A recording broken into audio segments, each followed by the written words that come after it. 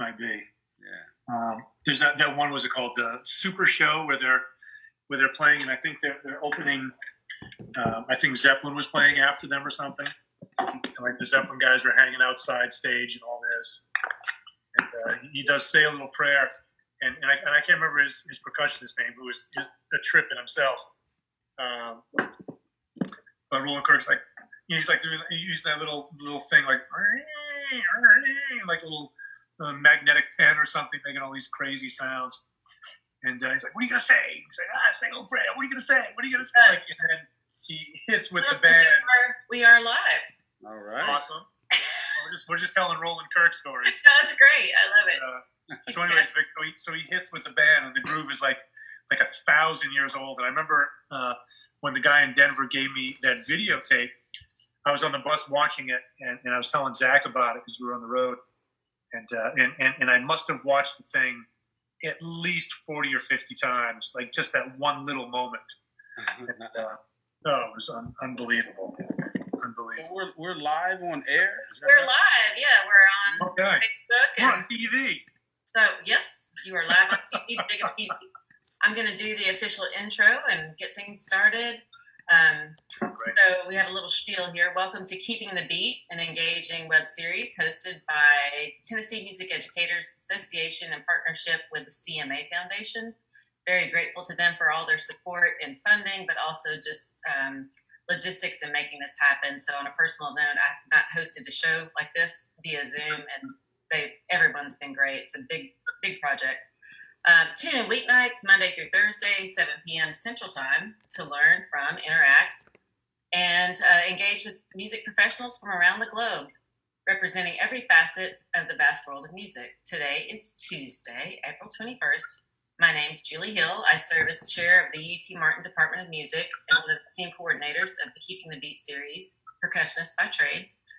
I'll be serving as the facilitator tonight via Zoom for our fabulous guest artists, Jeff Coffin and Victor Wooten. Want to encourage everyone that's watching to contribute comments, questions. Please don't hold back. We want this to be really casual and personal and fun.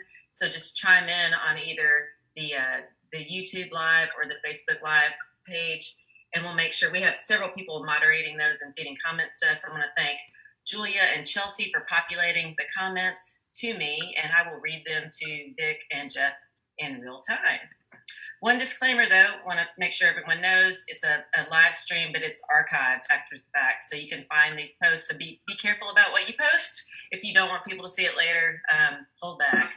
And keep it clean. Keep it clean. Keep it clean. We want it to be a Disney-friendly show, but we're going to go ahead and jump on in. So I just want to ask both of you initially, we want to inspire and educate as the mission of this program. So could you both just tell your stories? I know y'all are old friends and you could talk all night about most anything, but how did you get where you are, and how could you inspire kids at home to do the same? Vic, you want to take this first? Sure. I am the youngest of 5 boys that all play music. Reggie on guitar, Roy drums, Rudy saxophone, Joseph keyboards. So literally when I was born, they knew they needed a bass player, and that was me. So I've done this my whole life. I've literally been in a band my whole life. So I was very, very fortunate. The same way many of us learn English or whatever your first language is because your family was speaking it. I was also learning music. So I've been very, very fortunate to be able to play my whole life.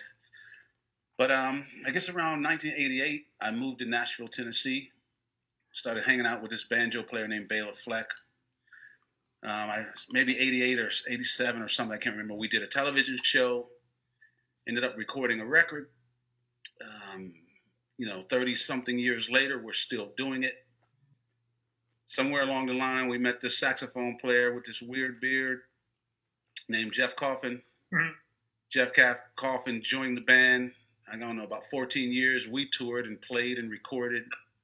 Became really, really close friends. I knew Jeff before he joined the band, but we really became music brothers during those times, traveling all around the world. Jeff can go on and tell you about his career. But for me,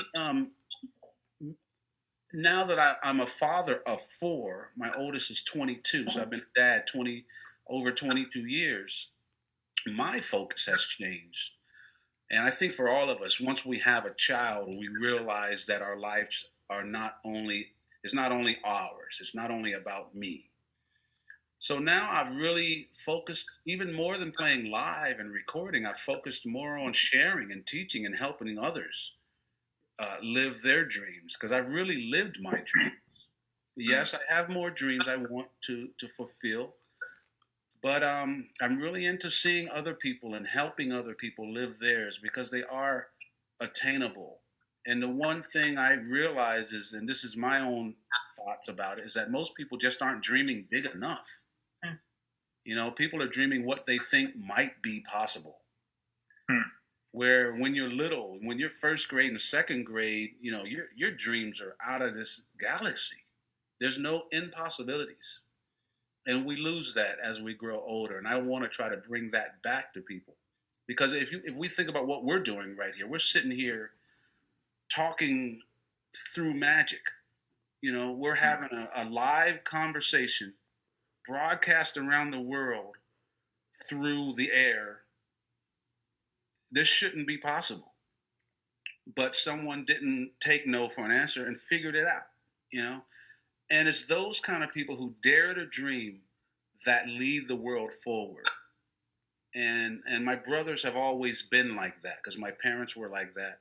And I like to foster that in other people. So I'm happy to be here. I'm honored. Thank you for letting Jeff and I know that Jeff is totally into education and sharing everything he has. Jeff doesn't hold back. I'm the same way. We know that whatever we give you, if you practice it, it's yours. You know? So we're happy to be here, and very, very honored, Julia, that all of you, Alexis, whoever, thanks for having us. Very cool, Vic. Thank you. Jeff, you want to chime in on that? Sure. Well, I definitely second Victor's thanks for an appreciation for having us in and spending some time with us tonight. It's always nice to do these things. We get to meet new people, and I'm always really interested in what Vic has to say about things. I've known Vic for almost 30 years now. I moved to Nashville in 1991, and we met shortly after I moved to town. And you know, and one of the things that I've always seen with Vic and his brothers also is this sense of sharing.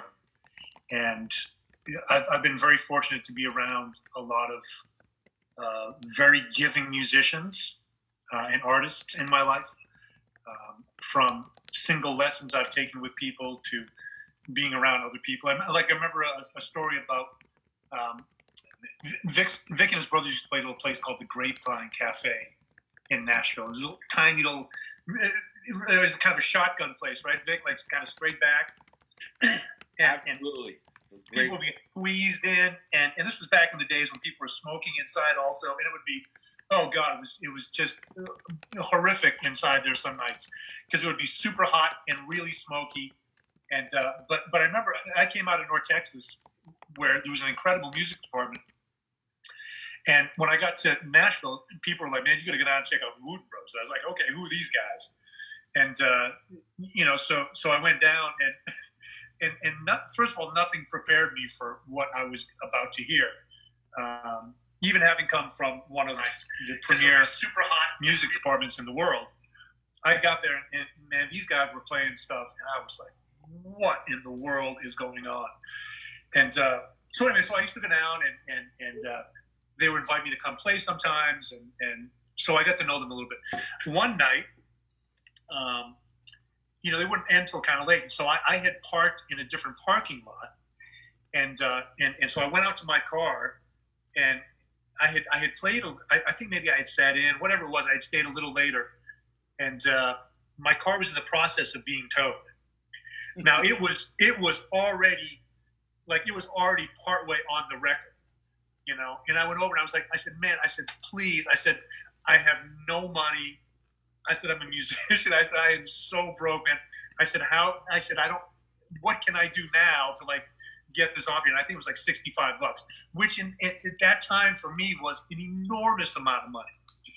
So I ran back in, and I was like, man, I said, my car's about to get towed. I said, can I borrow $65 from somebody? You know, otherwise it's going to cost me like $200 if I have to go and get it at the impound place. So Reggie, Victor's oldest brother, without even thinking, man, pulls out $65 or $70, gives me the money, and says, we're good. And I said, man, I'll get it back. He says, no. He says, we're cool. And I was like, what? He says, it's okay, man. He says, just take it. Go get your car. And that kind of kindness comes through Vic, Roy, Joseph, Rudy, etc.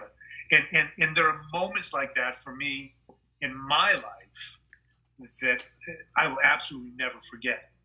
You know, and I've been able to pay it forward to other people also in whatever situation. So I think that these, being kind, being considerate, being helpful, these are all really important things in our lives, and that's something that I think Vic has always exemplified. And with the Flecktones, with Roy and Bela, all the people in that organization, people in Dave Matthews Band, the people that I've been able to be around. They say like attracts like. So I think, okay, well, maybe I've got some of those characteristics also. Those are values that were instilled to me by my parents, and so I try to lead in those directions and through education and that kind of thing. So it's been important for me to sort of recognize those attributes in other people. And those are the people that I love being around.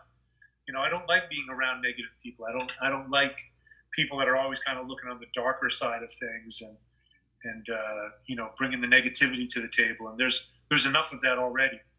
And so I think, for me, education, making music with other people, being in bands, I think that those have always been things that have inspired me and have made me want to share. They've certainly changed the way that I share things. And I agree with Vic also. Like, I think sometimes, man, like, I don't need another soul. When I go in and I work with students, I always tell them, I say, look, this is all about your kids. And let's see how we can lift them, because I've played plenty of solos. And I've been very fortunate to play in front of a lot of people in my life. And,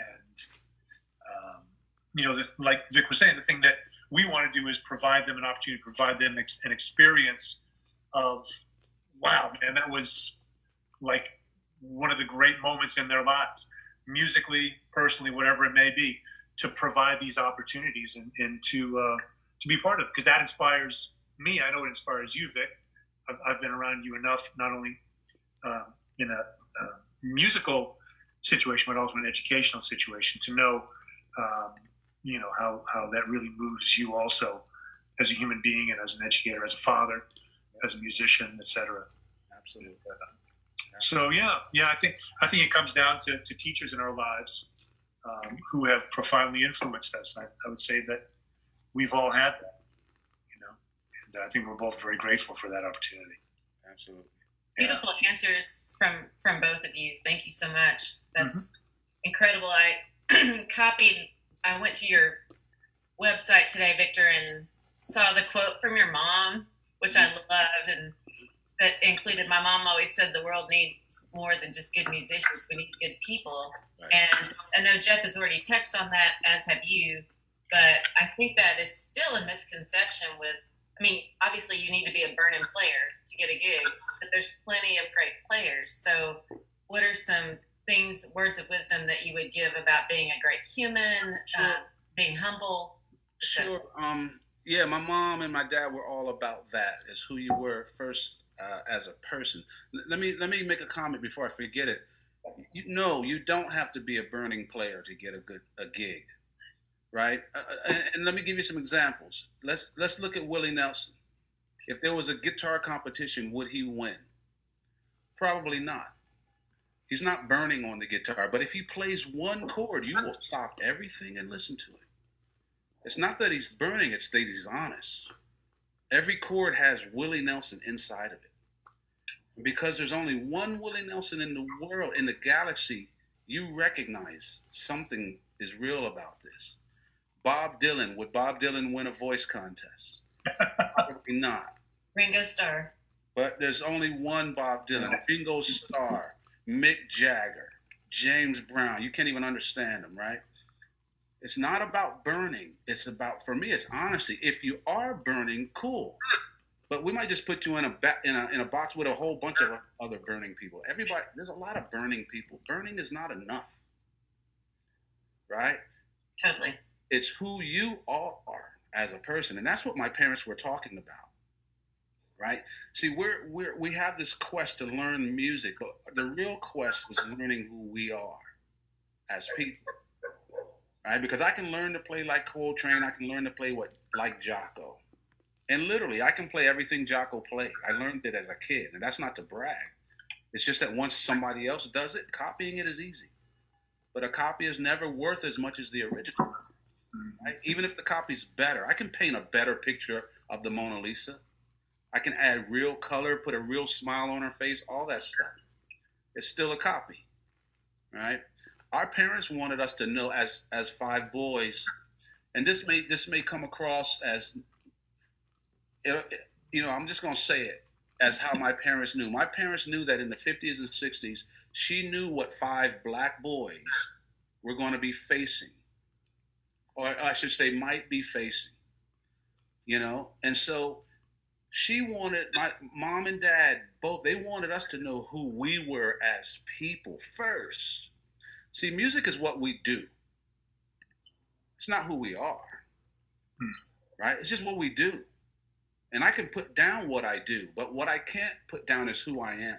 I can't get away from that. And a lot of people try to get away from themselves because they haven't figured out who that is, right?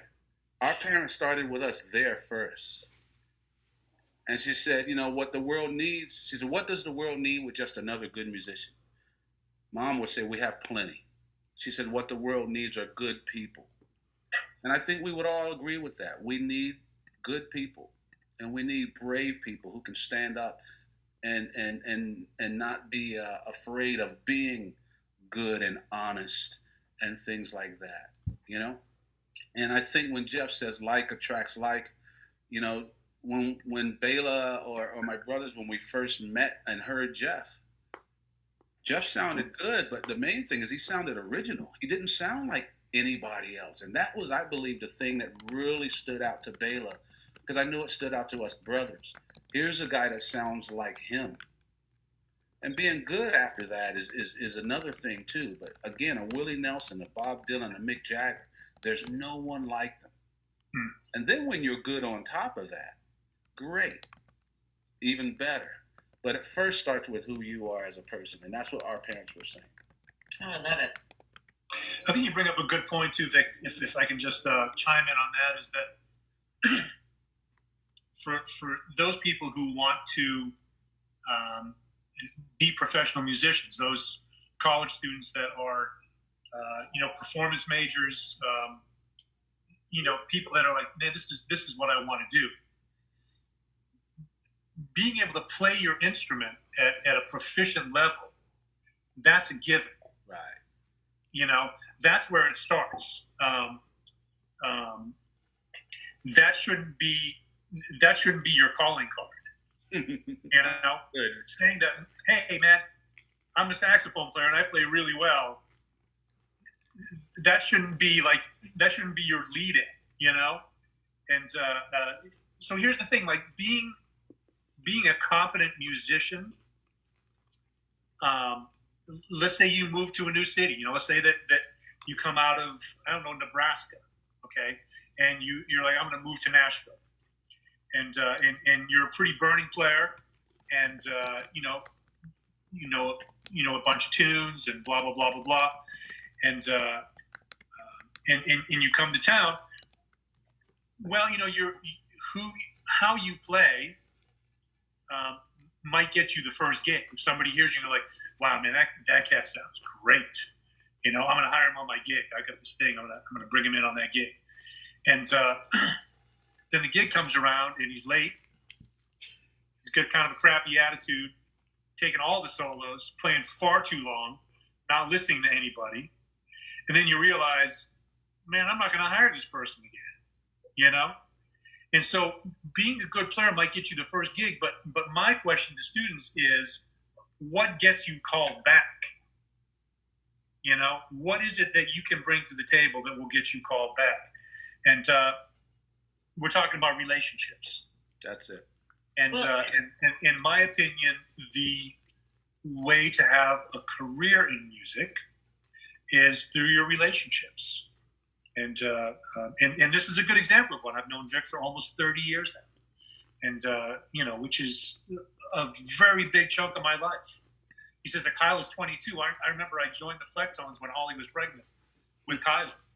And so I've known his kids since before they were kids, And so we both have deep relationships with people in our lives, and it's pretty amazing. It's pretty amazing. Well, and just to capitalize on that, Jeff, John Whitman, good friend, of course, of both of ours with Yamaha. Who? Who will be on the show tomorrow night, as a matter of fact.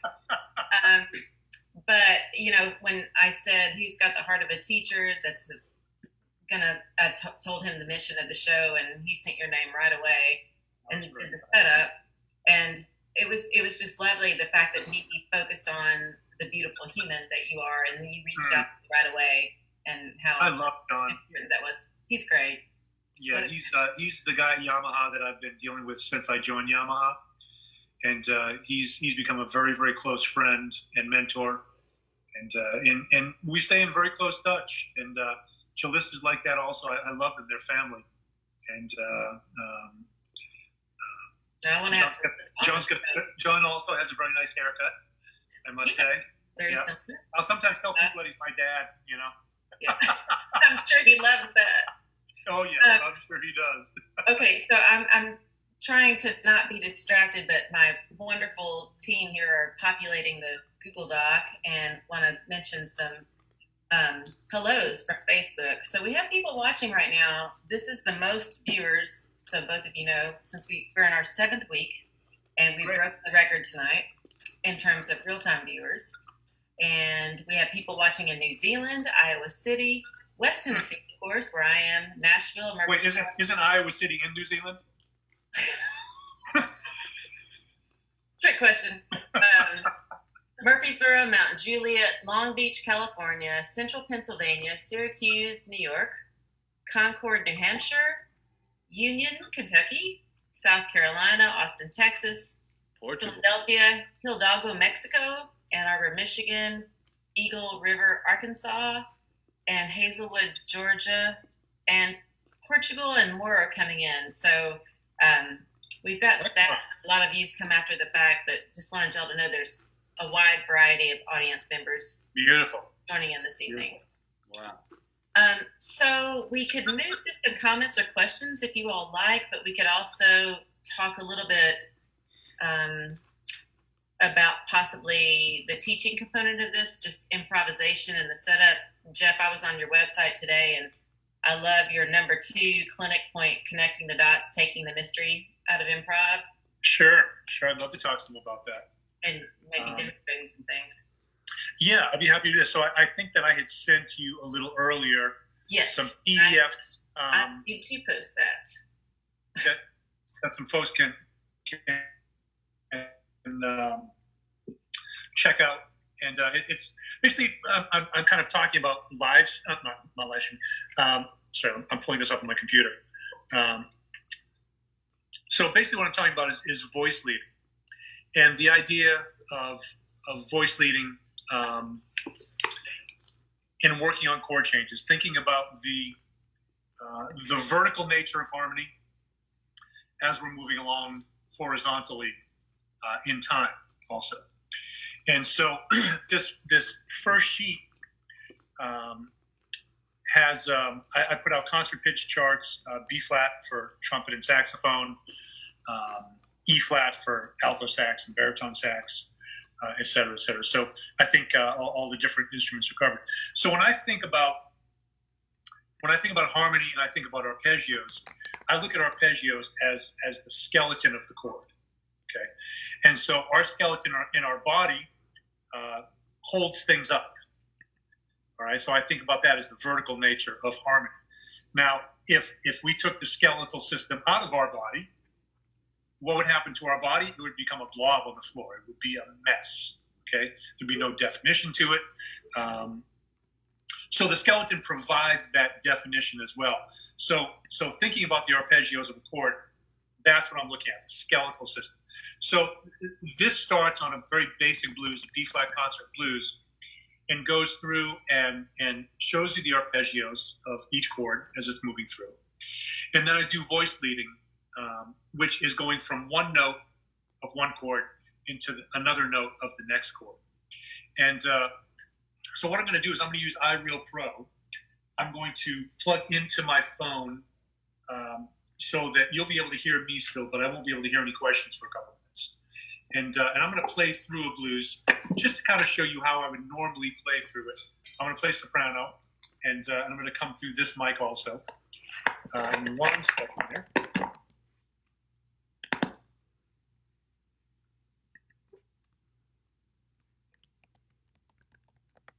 Okay, just give me the thumbs up that you can hear me. Okay, great.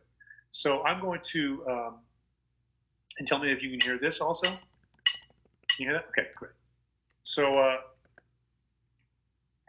I'm going to play 2 choruses of blues, and let me give myself a little reverb because I can do that, and it sounds nice. And so I'm just going to kind of play how I normally play. And then I'm going to go through and I'm going to talk a little bit about this first page that I gave everybody. Okay? Whoops.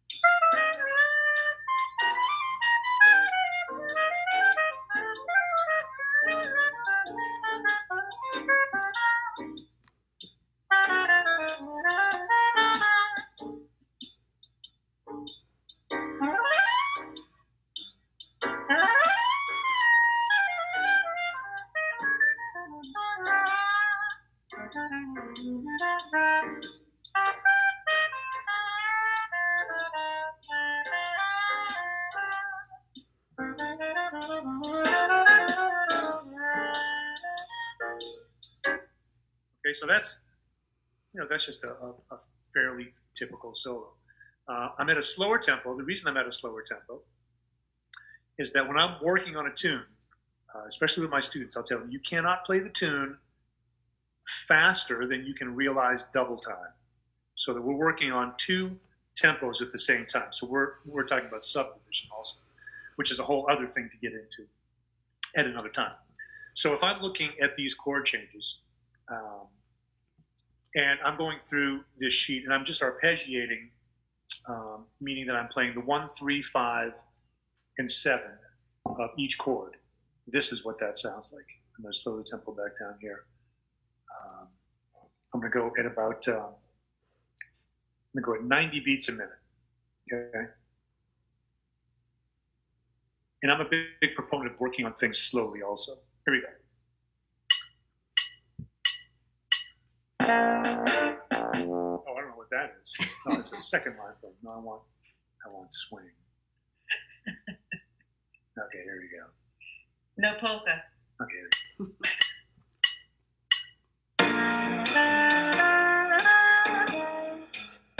Whoops. Wrong chord there.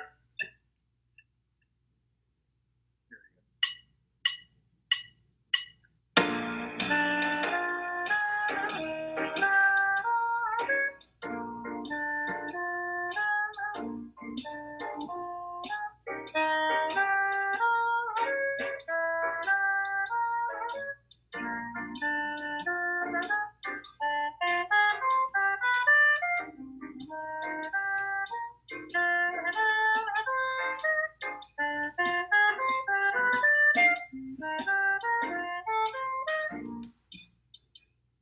So the changes that I was playing here are slightly different off this, but I'm going to play through the ones that are actually on the front of this page for you also. So you can hear it's just a very basic blues.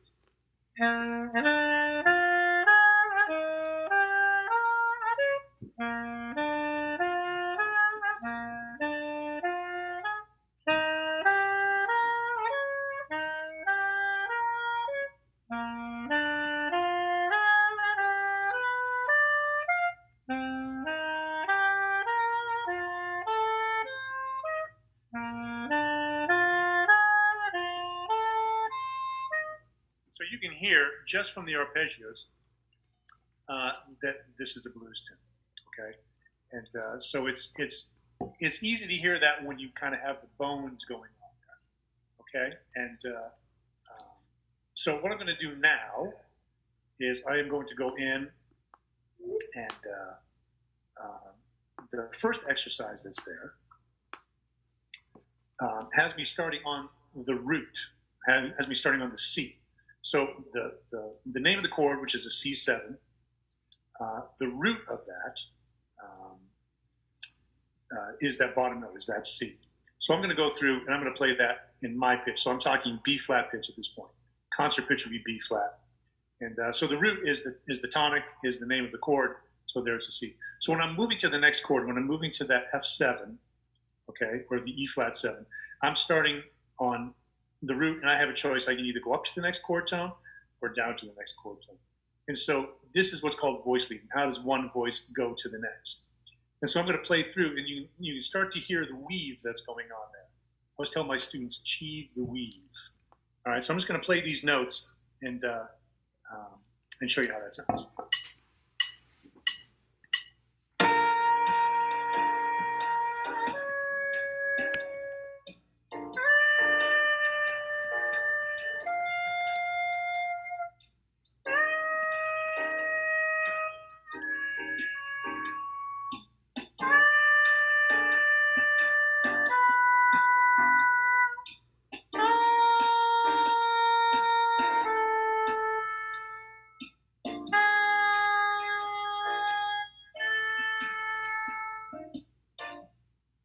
So that's just playing one note per bar.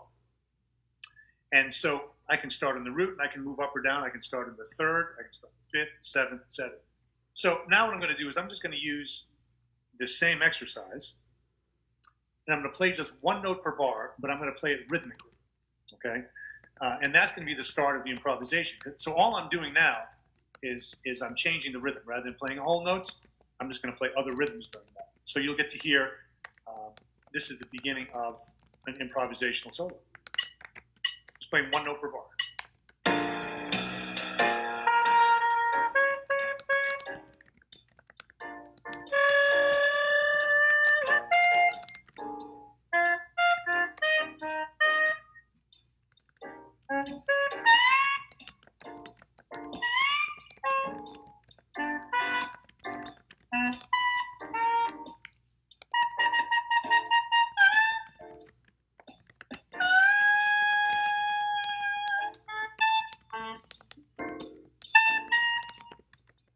So I moved octaves, I just changed some things around. And so you would still know that if you heard this, that it was the blues. And so then you get a little more, after you do it off the third and the fifth, then you go to the seventh, and you start to add two notes, et cetera, et cetera.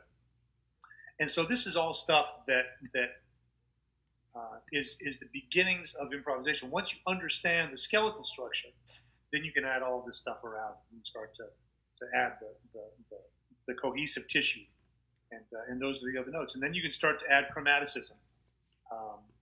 So if you're moving down between a B flat and a G, there's another two notes in there. If you're going between an E flat and an E, rather than going,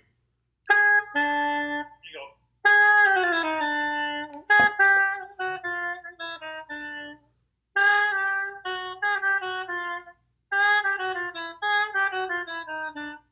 Gives you more information to work with through there, and so it can change the way that you're approaching things also. And so understanding the fundamentals of the chord as it's going vertical also, as you're moving along horizontally. It's hugely important. I can't overstate enough being able to work tunes in different keys, all 12 keys.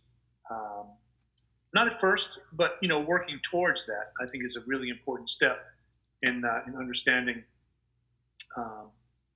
the vertical harmony as you're moving along horizontally within the structure of the tune as well. Okay, I'm gonna back out of here now, so I'll be able to talk to you guys again. Sorry, I was just chiming in that I think it's really cool that by limiting the variables, you can really focus in on certain skills that help you get started. Yeah, and here's the thing. Anybody can improvise. The word improvisation has a Latin root of improvisus, which translated literally means unexpected or surprise. So I always tell people that the word improvisation has nothing to do with music.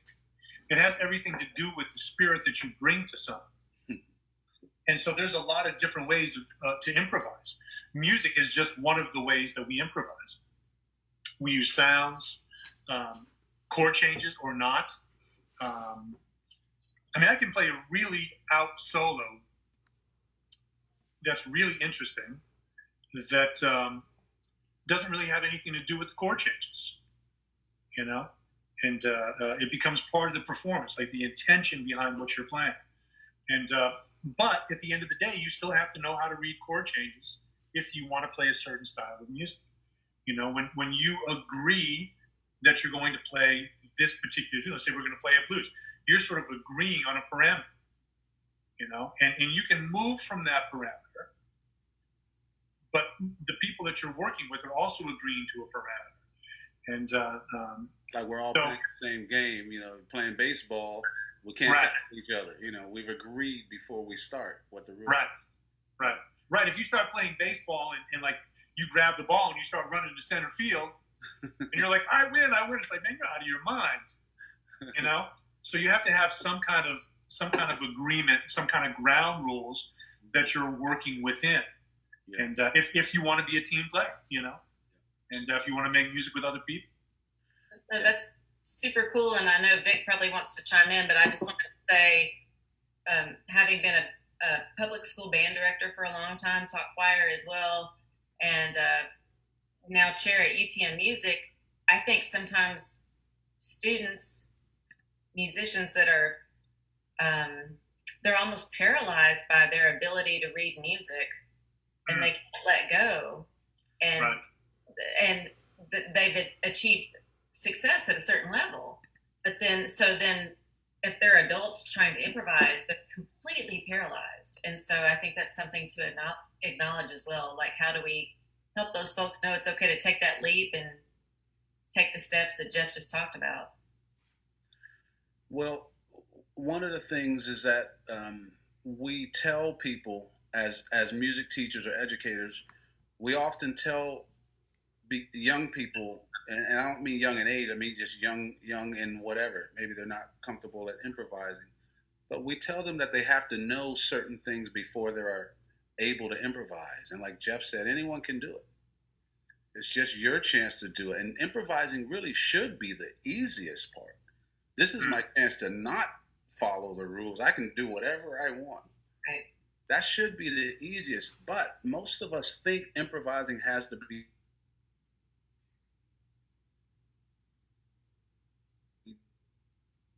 done as good improvisers, and we know that we're not that good yet, and we think it has to be done their way.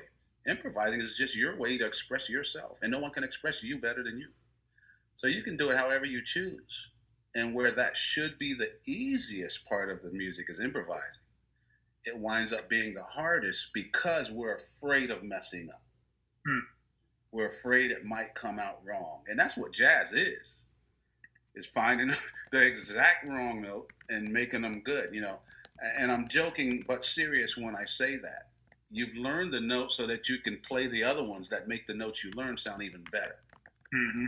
When Jeff showed you two notes, and then he used chromatic to make those two notes sound better, right? Jazz is expanding that rule box, and all music does that, So the main thing is that is music, in my mind, should be freedom. The same way most of us in this country speak English or Spanish or whatever, it's so that we can be free to say what we want. Not that I have to fit in this rule box and say what you tell me, or I have to read it first. Learning how to read English makes me freer. Where a lot of times in music, learning how to read music locks a person up. And it's all here. Yeah. But it doesn't come from the student, it comes from us instructors. We're the ones that lock those students up. And I know that Jeff doesn't do that with his students. I know that hopefully I don't do that with mine. I think there's a whole new breed of teaching coming in that actually frees the student and starts from what the student can do, not pointing out what they can't in the beginning. And just hearing over and over that you're wrong. Anytime you start something new, you're going to be wrong more than you're right. Mm-hmm. If you hear you're wrong over and over again, you stop wanting to do it. But me having learned from my brother Reggie, to me, who's the ultimate teacher, he starts with what you can do. And he's so good at what he does, whatever you can do, he makes you sound good. And so your first lesson with him, you sound good. You didn't even know you could sound good. So of course you want to keep doing it, because the answer is yes to everything. Everything you do, it sounds good. And because that's how good Reggie is, And that's one of the main reasons I want to be good on the bass. Not so I can sound good. Of course I want to, but it's so I can make you sound good. That's what my instrument is for. It's a support instrument. It's the rhythm section. It's designed to make the melody and everyone else sound good. So that's where my head is at.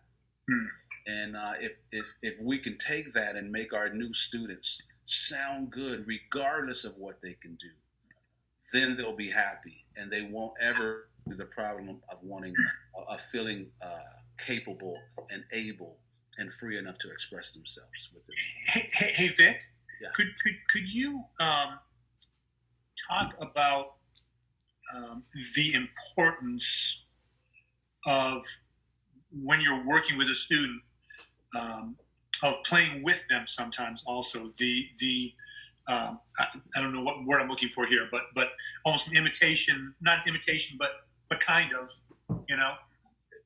Here's one thing. We can take a student. Here's the thing. Everybody has rhythm. It doesn't mean everybody's rhythm is great. We can improve upon it. But if you can walk, you have rhythm.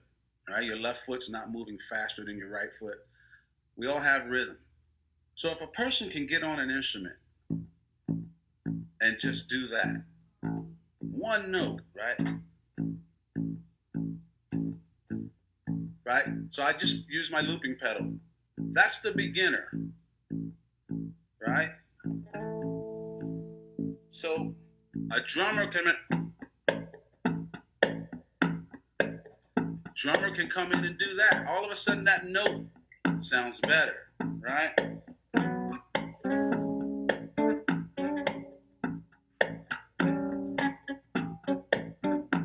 Guitar can come in. I am everyday people. All of a sudden, that person who doesn't know anything but one note is part of a band. Right? So breaking it back down, this is where we started. From the person who knew nothing. But all of a sudden, they get to experience music from the inside. So now that is taking what they can do.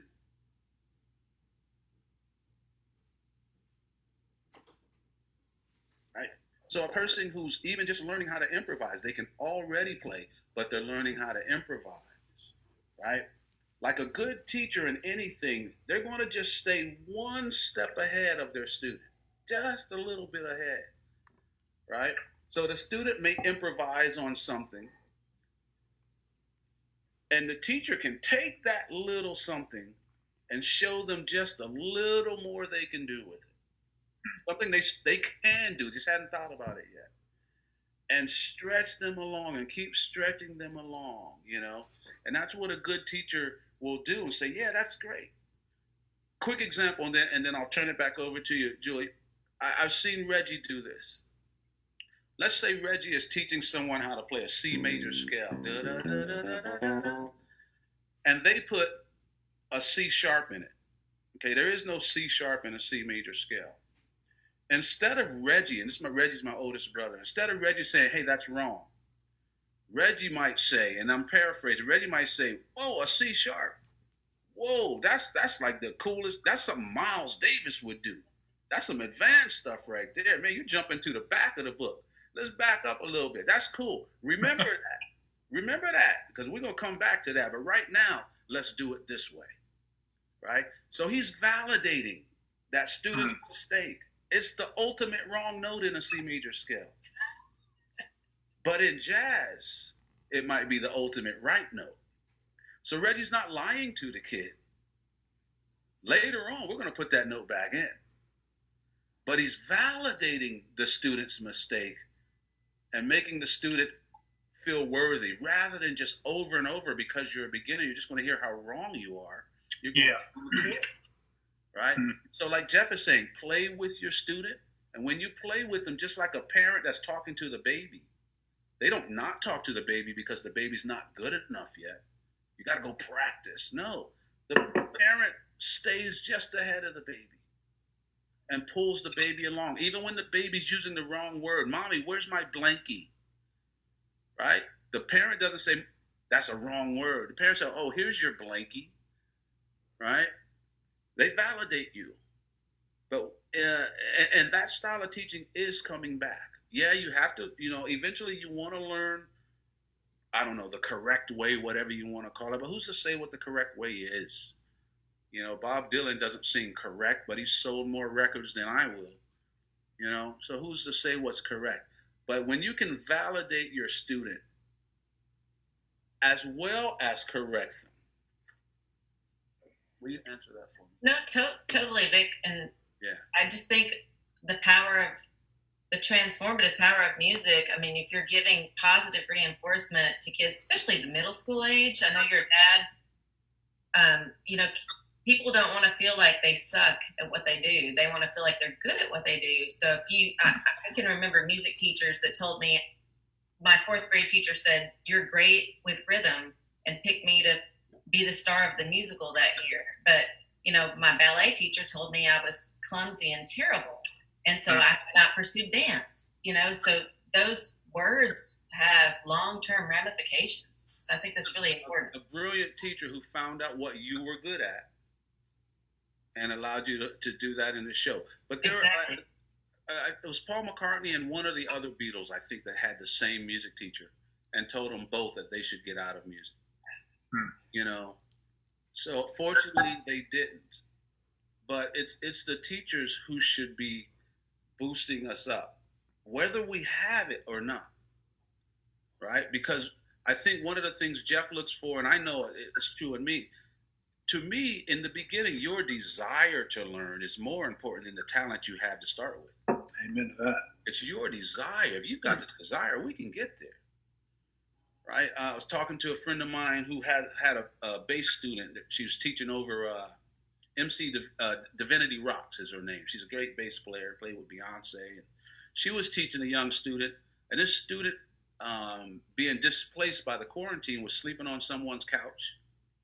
And this woman didn't really have a practice space, but she figured out how to get in her car, go to a hotel parking lot, use the hotel's free internet. She figured out a way of plugging her bass through her car speakers. She pushed her seat down so she had room. I'm like, this girl wants to learn, right? At this point, I'll give this girl whatever she has. Good or not is not the issue. It's that desire. And if you have that desire, you will reach that place we call good, because that's not ever that far away. Right. Well, I think, too, it's important with students that they understand that they're in process, and that they understand also that we are in process. That this process of learning, this process of getting better, of learning, never ends. And so I always tell my students, I'm like, man, I said, we are of the same tribe. I said, you're younger, and I said, I'm older, and but I said, we're still in the same tribe. I said, like, your process is no different than my process, in the sense that it's process. I'm working on different things than you are, but I'm still in process. I said, so you may get frustrated with your process sometimes, just as I get frustrated with mine. But it's never ending. So it's not a means to an end. It's never a means to an end. What we're working on is a means to a means to a means to a means to a means. And so there's really no end in sight of it. And I continue to learn every day as a musician, as a human being. And sometimes my poor students, man, I laugh with them when they'll do something and they'll hit something, man, that is so far out, and they'll go, they'll give me that, and I'll just laugh because maybe we're working on a hard tune or it's in an unfamiliar key because I have them doing stuff in 12 keys, and man, you get into F sharp on the saxophone or B major on the saxophone, C sharp on the saxophone, and it's not a key that they've really ever had to play in before, or very minimally, and it can be frustrating. I know, and I'll laugh, and I'll be like, "Man, it's really hard, isn't it?" And they'll be like, "Yeah, it's really hard," and they'll laugh along too. And so getting them to become comfortable in that process, I think, is a really important thing. Also, and I tell them, I said, you got to kick yourself, and I'll use the word behind right now, every now and then. I said, but you also have to pat yourself on the shoulder a little bit, but not too much of either. Mm-hmm. You got to balance it, and you've got to be disciplined, and you've got to be able to work on your own stuff. I tell them there's 168 hours in a week. If you come to me for an hour lesson, you're on your own for 167 hours of the week. So who's really doing the teaching? It's not me. I can help guide and say, hey, here's some things to work on, but you've got to figure out in your 167 hours until your next lesson what it is that you're going to work on. You have to figure out how to be disciplined. I can help with those things. I can say, well, think about these, but I've only got you for an hour. So you've got to be able to deal with time management. You've got to be able to deal with evaluation, reevaluation.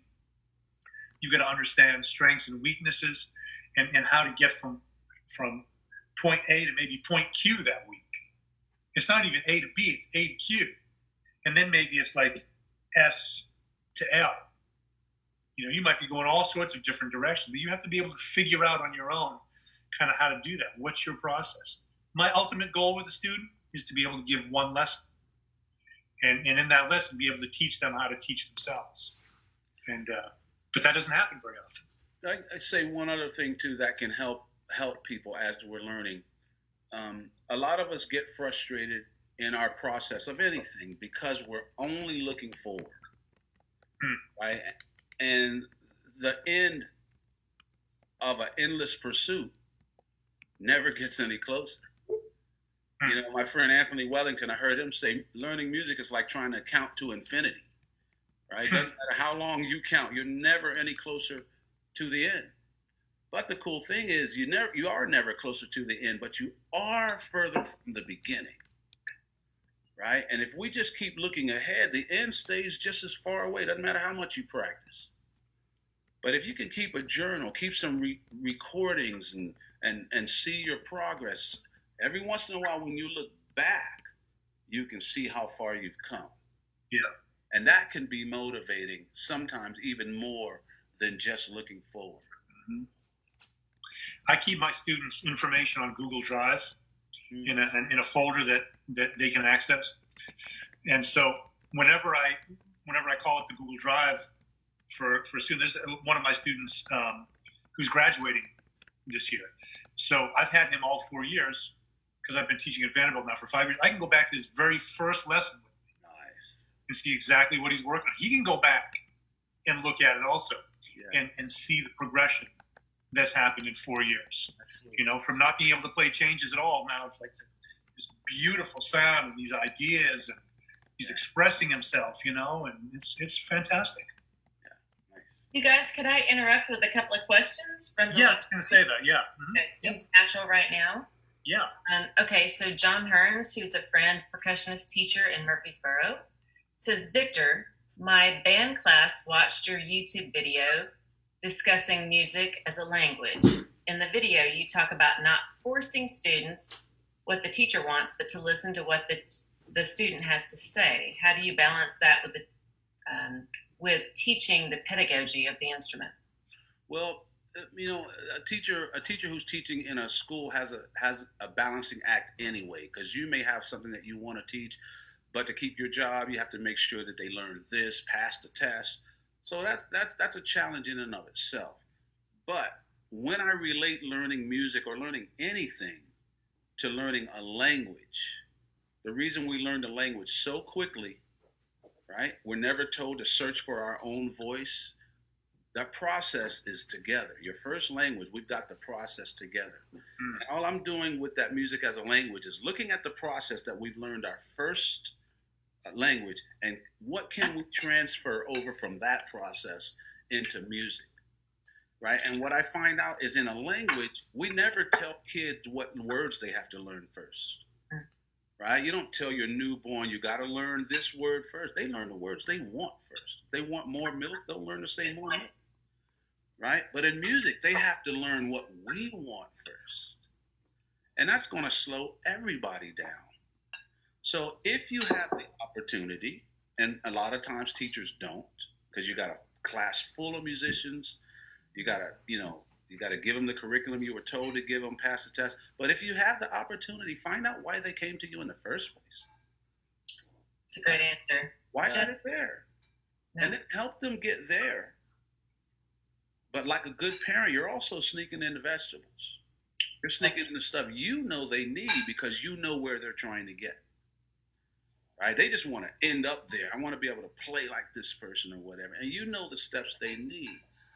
But the same way, and I'll end it after this, the same way we don't tell kids when they're babies, oh, you're saying it wrong. Oh, you messed up. Oh, you did. Right? If we do that as music teachers, we will squeeze the love of music out of them. Mm-hmm. In many cases, they came to you because they loved something. They saw a band, they heard a song my dad, my uncle plays. We need to quench that thirst as we're sneaking in the vegetables. So how this gentleman mixes it, I don't know his situation.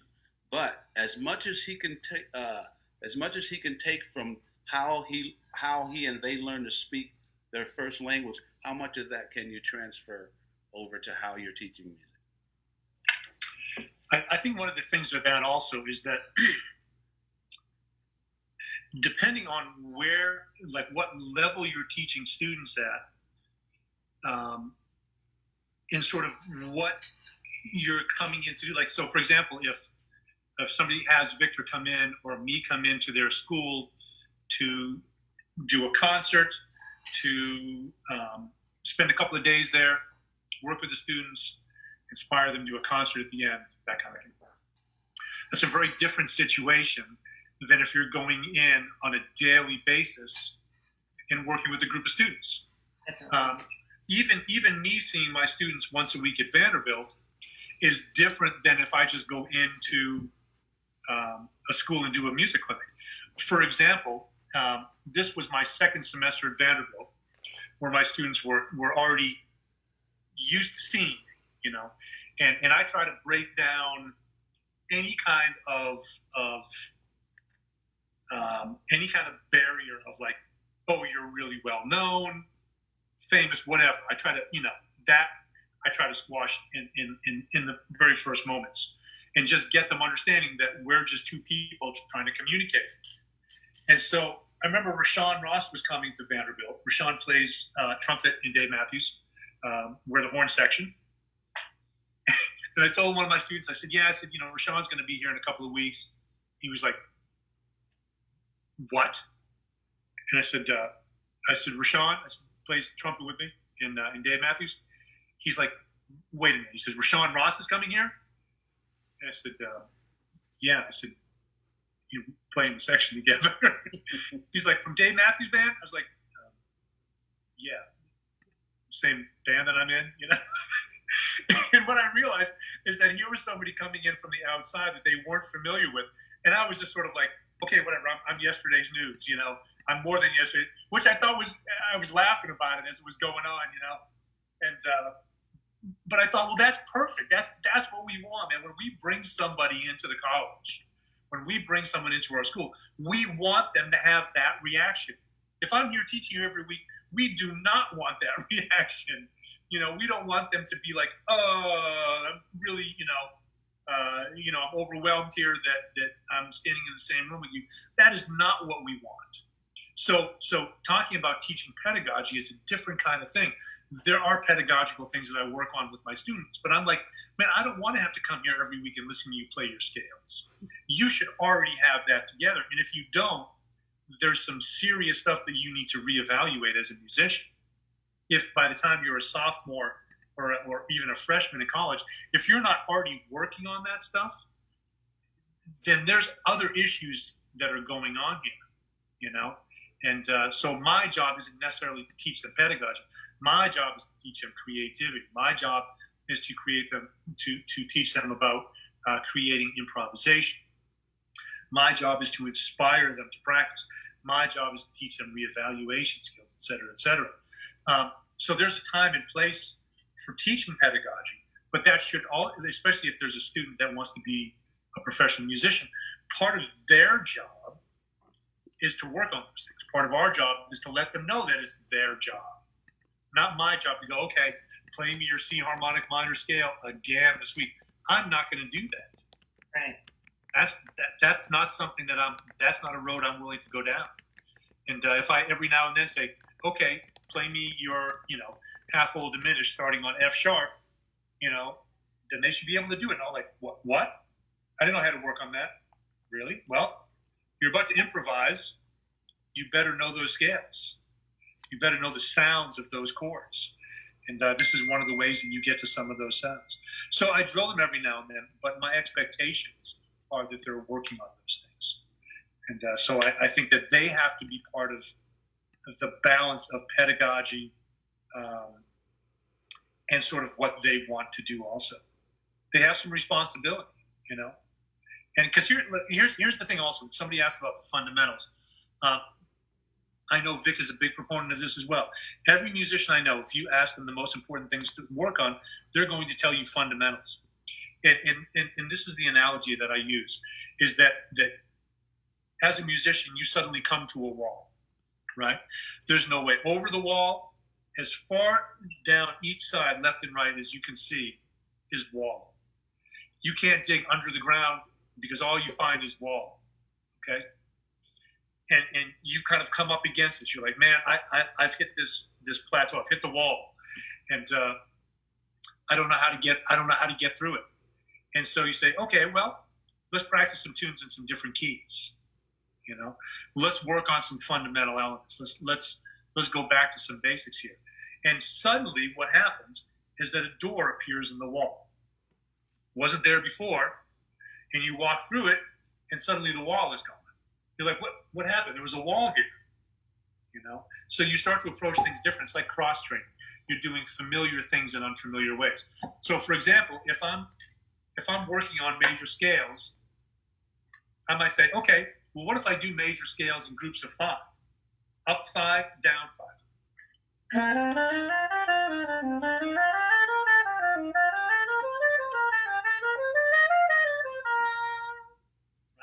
And so then what if I go into harmonic minor? And I'm like, okay, I'm going to do harmonic minor in that way.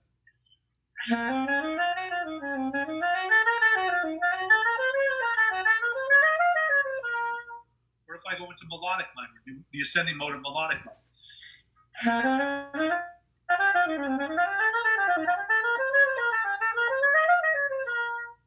Suddenly, we're doing things that are familiar in a very unfamiliar way that have profound ramifications on our improvisation, on the way we write, on the way we hear things, on our internal subdivision. Suddenly that door appears and you can walk through and you're like, wow, man, look what's on the other side of this door. And so familiar things in unfamiliar ways. I love it. That's beautiful. We are already over an hour, which I thought this would happen, and it's incredible. But we do have a few questions from the audience that we want to take. Chelsea is thoughtfully populating the Google Doc with green highlighter, which is very aggressive. and I appreciate. Nice. I like it. Yes. So one from Catherine Sam, who helps us with the show. Just what's one of your favorite musical moments? It's a little more general. Get to know you comment. Oh, I know for me. Vic, you want to go ahead? Go for it, Jeff. Okay, so a couple years ago, after there were some really crazy Nazi protests in Charlottesville, and there was a young woman who was killed. So Dave Matthews Band is from Charlottesville originally, so we put on a concert, a unity concert. We had a lot of different folks there, and Justin Timberlake, The Roots, Ariana Grande, blah, blah, blah. That night, we had the opportunity to perform with Stevie Wonder. I think we did 3 or 4 of his tunes, sat in on some of our stuff. We rehearsed with him. I got to play Superstition with Stevie Wonder. And man, that is one of my musical pieces. That's like Mount Everest for me, like peaking Mount Everest, you know. And we hung with him after the show. His tour manager came up and said, "Hey, Stevie's on the bus. He'd love to invite you guys up to hang." And we played this game and like just hung out. Somehow we started talking about tube and throat singers and the Alash Ensemble. And somebody said something about Russia. And Dave was like, "Well, you said you were just in Russia." I said, "I was actually in Tuva, where the throat singers are." And Stevie was like, "Oh," he said, "what was that like?" And so I said, "Let me play you this clip, you know?" And so I had this clip of these guys from Alash Ensemble. I'm on Stevie Wonder's bus. I get, you know, and he's listening to this. And I'm just thinking, oh dear God, like what must he be hearing at this point, you know? And so that it was an unbelievable night, unbelievable. And I'm so glad I had those guys to share it with, you know. Nice. And in the mid '90s, Bela Fleck and the Flecktones were a trio. After Howard Levy had left and before we got Jeff, the 3 of us, my brother Roy and Bela, we did a State Department tour. So it's where the government sends a band across the world to represent the country musically. And we went to a bunch of Asian, I think 7 different Asian countries. Well, we were somewhere, and I can't remember. I have to ask my wife Holly, because she was with us. She would remember where, but it's way out in the hills of some country, Indonesia or Thailand or the Philippines. And we were going to play for a tribe. And they said this tribe had never had live music before. And anyone that knows the Flecktones, especially in the 90s, we were crazy band. My brother Roy playing this crazy weird instrument he invented, weird hat, you know, banjo, me, crazy bass player doing flips, you know, with the bass. Just, you know, who would understand this music anyway? But what Bela was smart about is every country we went to, he had asked ahead for some recordings of their cultural music. What songs does everyone in the country know? And then we learned them. So we went to this tribe. They hoped about 500 people of the tribe would show up, but all 2,000 of them showed up. And so we're playing our strange Flecktones music, and they're polite. But as soon as we went into their song, all 2,000 of them jumped up, singing and dancing. And it was at that moment I was sitting there playing and thinking, wow, no longer is there an audience in a band. We're just all one something, you know. And even the music was a part of it. There was no separation. We were all just together. There was no politics. There was no religion. There was no gender. There was really not even any music. It was just something that we were all a part of together. And that was neat. That was really, really neat to see the power that music had like that. And there's only been a few of those at that global scale where there's thousands of people. You don't speak the language, you know, but all of a sudden your brothers, your sisters, you're beyond that. You're just one. And music's powerful that way. So that's a situation that I hope I never forget. That's lovely. I want to bring it back home. We're about 5 minutes out. I don't know how tight on time you all are, but I do want to ask, the whole reason this show started was we saw artists out of work and students and music educators home that were hungry. I'm from a really rural place where I teach in Northwest Tennessee, and a lot of kids here, 80% of kids don't have internet access in Wow. our county. So I'm even helping with nonprofits deliver print flyers for creative activities, just to let you know how hard it hits home. But you've had canceled gigs, projects, activities, but all of us are seeing the silver lining in this. Like, there's been some good things, some takeaways. So I don't know if you could talk about a little bit about what's been canceled that maybe you were bummed about, but maybe what you had time to do in terms of creative activity and recording or projects, or I mean, maybe it's cleaning out a closet, but all the above. If y'all could share a little bit of the positive of COVID-19. Sure. Well, for me, everything's canceled. I mean, we're still teaching online with Vanderbilt, but all my education work outside of Vanderbilt, clinics, concerts, residencies, all that stuff is canceled. Workshops. Who knows? I mean, this is unprecedented. So for me, I mean, there's been a lot of positive things that have come out of this. I mean, obviously, I've lost a lot of work. I've lost a lot of money. I've been raising money for local musicians through a website, ITA. My studio is called Into the Air. So ITAstudiostreams.com. And so when we're able to convene again, then I'll have musicians over here working and doing live streams. I've been doing solo live streams to continue to raise money for local musicians. And 100% of that money will go back to those musicians. So my goal is to raise a total of $10,000. And we get hit with the double whammy in early March. We had the tornado come through. Yeah. Friends of mine lost everything, lost their entire homes. Their families are fine, thank God, but they lost everything. So Nashville's been hit incredibly hard. The industry here is music, primarily. Tourism, 16 million tourists last year. And so there's a lot of revenue that's been lost. I've been writing like a fiend. I've been recording every day, not only my own stuff, but stuff for other people also. Doing workshops online. I've joined Vic. He does stuff at Berkeley. I've joined him a couple of times up there. Different folks around the country that I've been working online with too. So, finding creative ways of being creative, I think, is really important. And you're talking about the same thing. Give people creativity, give them something to do. My wife and I got rid of Comcast right at the very beginning of this, and got Google Fiber. We don't watch any TV, barely watch any movies, but we can communicate with our friends now through Zoom and through FaceTime, etc., on a much higher level. And so that's been really meaningful, digging into music that I haven't been able to dig into for a long time.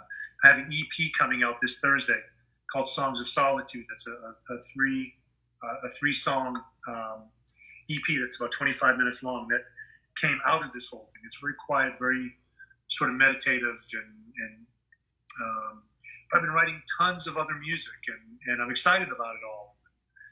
I feel like I'm retired, and I kind of love it in some ways, but I'm very concerned about what's going on too, about, ending the isolation too early. What does that mean for people? We've got, over 40,000 people who have died. And that's a very large number. This is a very communicable disease and a virus. It's not the plague, it's a virus.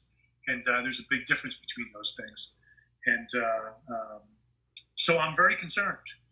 I was up in New York right before this all started. I was on the concert that Jackson Browne was on when I think he first started feeling ill. And a bunch of people from that concert ended up getting COVID-19. I think everyone's fine, thankfully. And but I've known a lot of people that have been affected. I've known people who have passed. Wallace Roney, 59 years old. I mean, there's been a lot of death, and make no mistake about it. This is not something to mess around with. I saw a lot of people earlier today that were not wearing masks. Yes, that are not social distancing, and that's not okay. It's not okay, and this is not something to mess around. People are protesting. People are, saying stuff against the frontline workers. This is not okay, and if they get sick, maybe they need to sign a waiver that says, don't treat me. And so, it's tough. I think it brings out the best and the worst of people. And so I'm just trying to stay positive. I'm trying to lead with that, and it's scary. And but I think there can be a lot of good that comes out of it. I'm going to spend a lot of time with my wife, which is awesome. And I know Vic has some stuff to weigh in on this. No, I can see Vic waving to a companion. I don't know if it's a child or wife nearby. Let's see, who is it?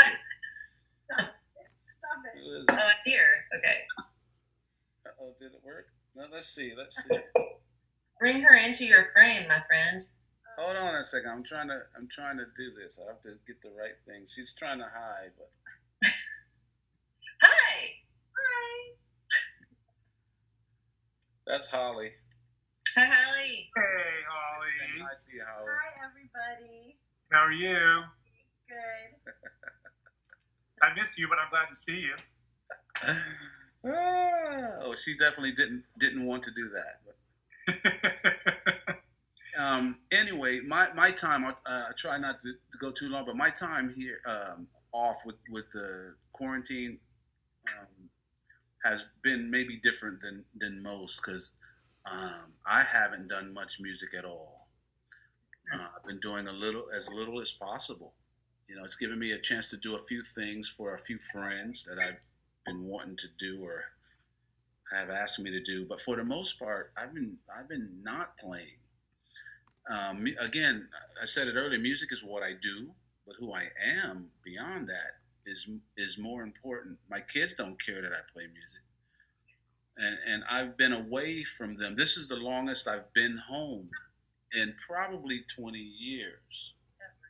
Yeah, maybe ever since we've had kids, literally. And I mean, to be home for over a month, it just doesn't happen. Right. So because it is happening, I'm making the most of that. I don't have the urge to go do more music. I know that that's coming. Right? And for people who want to see me play music, there's enough out there. There's plenty on YouTube, all sorts of stuff. So for me, I've got 4 kids who need my time, and I need to give it to them. I need to spend time with Holly, my dog. We've got paperwork in the house from the early 90s that needs to be going through. So we're Don't tell her secret. we're actually getting this kind of stuff done, and it's actually fun. One of our kids is still in New York. She's graduated NYU. She's just living up there, so she's being safe up there. But the other 5 of us just went out for a walk together. Sitting at the dinner table, the breakfast table. That with me there just doesn't happen enough. So my thought is, and this is just for me, no one else. Because I'm inside, I'm taking the literal chance to be inside and deal with that person the person that's beyond the bass player, and I don't get enough to deal with that person. I get to deal with the musician, maybe the educator now, but the father, the husband, the dad, go clean your room. How are your grades? How was school today? That dad never really gets to be around enough. So I'm having a good time with that. I know that we'll get back, but and I'll say this: my goal, and I hope everyone's goal can be this. My goal is not to come back to normal. Okay, normal is what got us to this place. Mm-hmm. And if I only focus on what I do, I'm trying to live the way I lived outside when things got bad. I need to come back better. I need to figure out who I am while I'm inside. Figure out who I am. What am I doing differently because I'm inside? What am I doing differently? And out of those things I'm doing differently, what would I like to be able to keep doing? So And then work on that so I can come back, so that we can come back better than normal. Yeah. I think that's brilliant, and I'm hearing that from, I'm a university teacher, so from colleagues, students, but professionals, but humans stay super busy by nature. I mean, we compete. We want to make ourselves, we book ourselves, to our own demise. So I love the idea that those things would be long lasting, but we're going to have to really put a stake in the ground if we want to make that happen. Yeah, but there's a difference between staying busy. It's what we're staying busy doing, right? Like kids will keep busy doing what's happening right now. They're not worried about the mortgage. They're not looking at, the future. Most of us adults don't deal with what's happening now. Our mindsets are in the future or maybe in the past.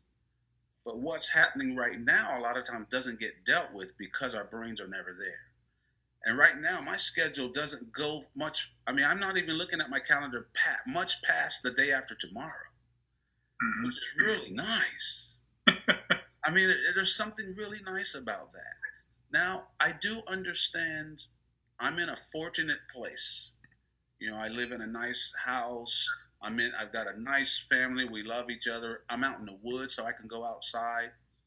But even that didn't come by accident. We have good luck for a reason.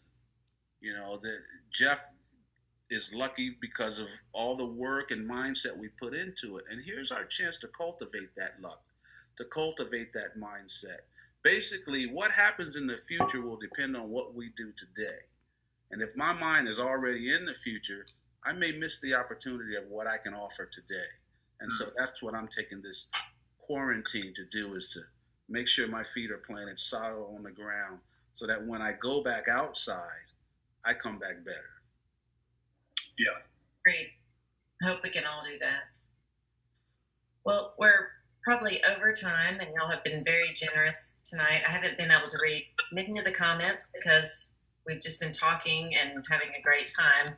So if you both want to look at the Facebook live stream and YouTube live stream after the fact and maybe respond to some folks, I'll just apologize to everyone. We've just been going.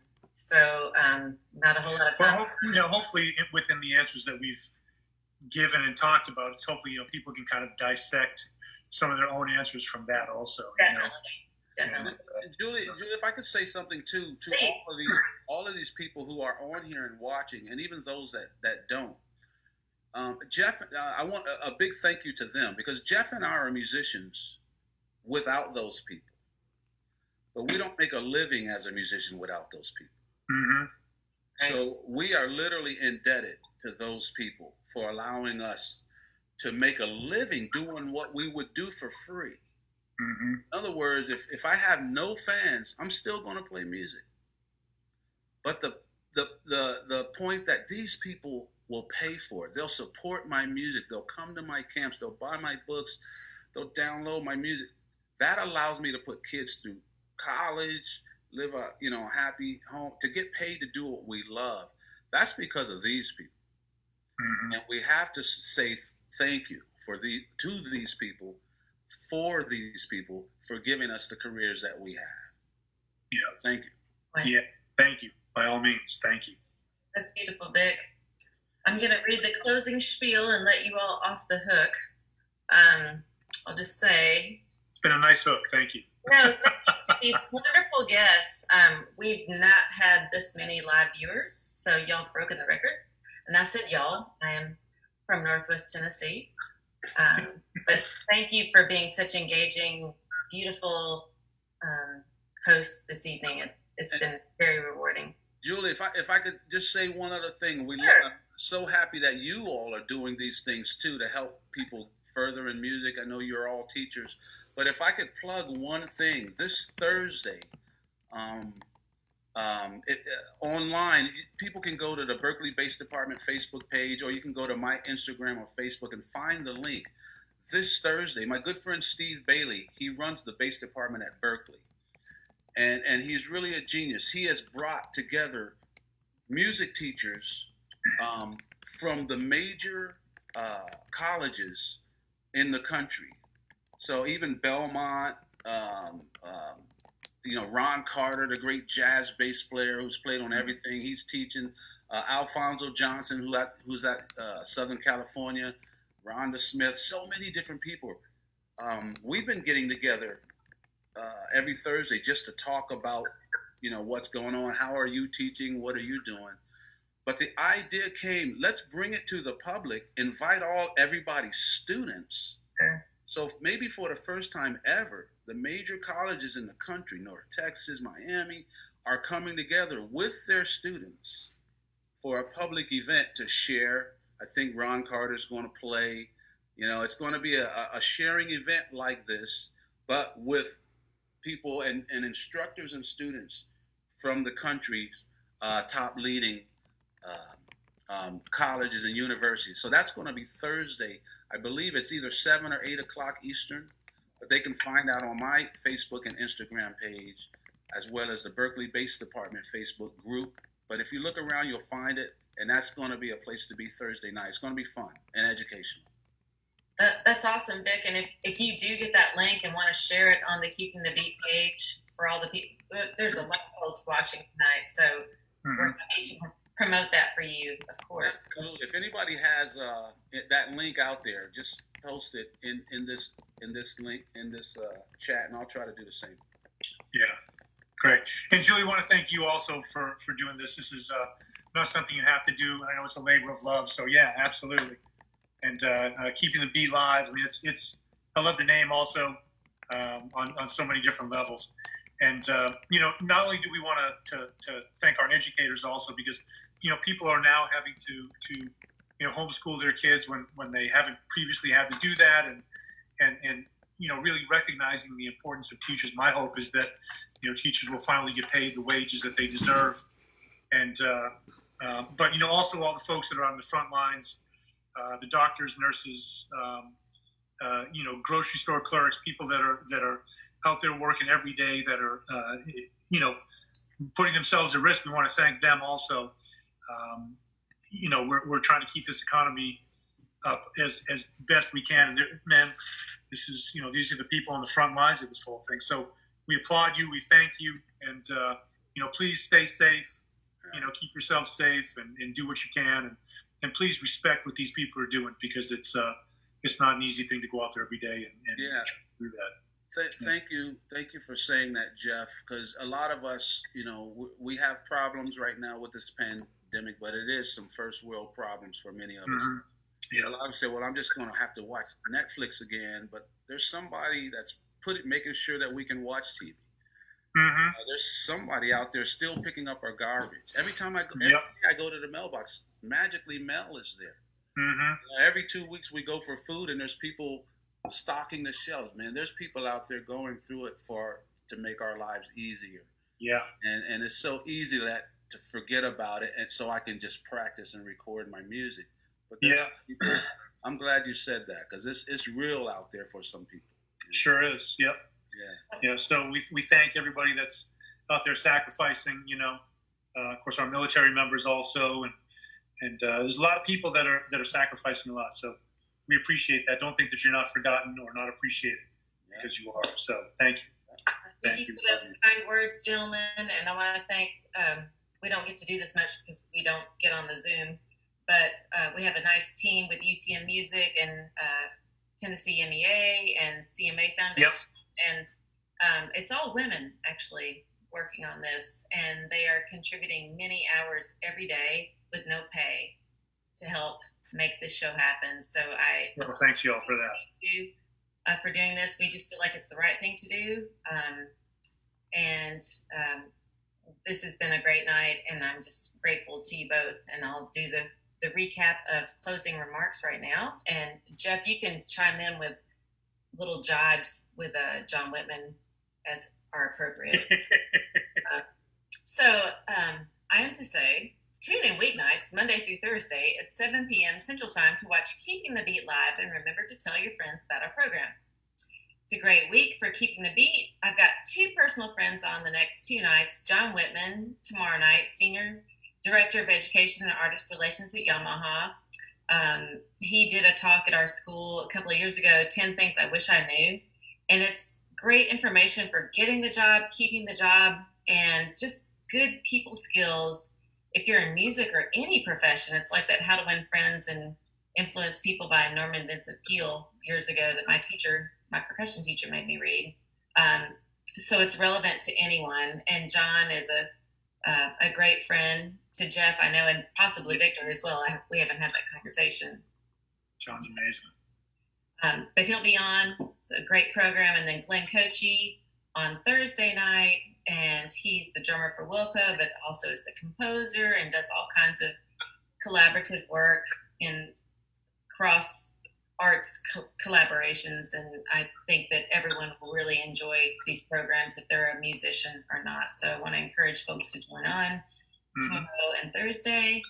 And we just encourage you all to ask others to apply. We're programming into mid-May right now, in the third week of May. We think we're going to run this show through the end of July, and hopefully classes will start back in real time on campus in August, and we'll discontinue it. But for now, we're running this thing. So if anyone knows powerful, engaging speakers, that just contact me or have them apply through the TennesseeMEA.org website, and we're trying to plug in superstars like we had on tonight, but also help people at the beginning of their careers, help them a little bit with grocery money, and also put their name out there so they can establish a following. We're trying to balance the two, and I'm grateful to you both for being on tonight. Thank you so much. Thank you, Julie. It was really fun. And thanks for joining us, too. Absolutely. Thank It was great. for having us. Thanks for making It it fun. Yeah. And thanks, Vic. Thanks for doing this. Always good to be with you, Jeff. You too, brother. Thank you. Thank you. Much love. Yeah. Bye, Holly. Good night, gentlemen. Good night, Julie. Thanks. Y'all be safe out there. Goodbye, everyone. Bye-bye.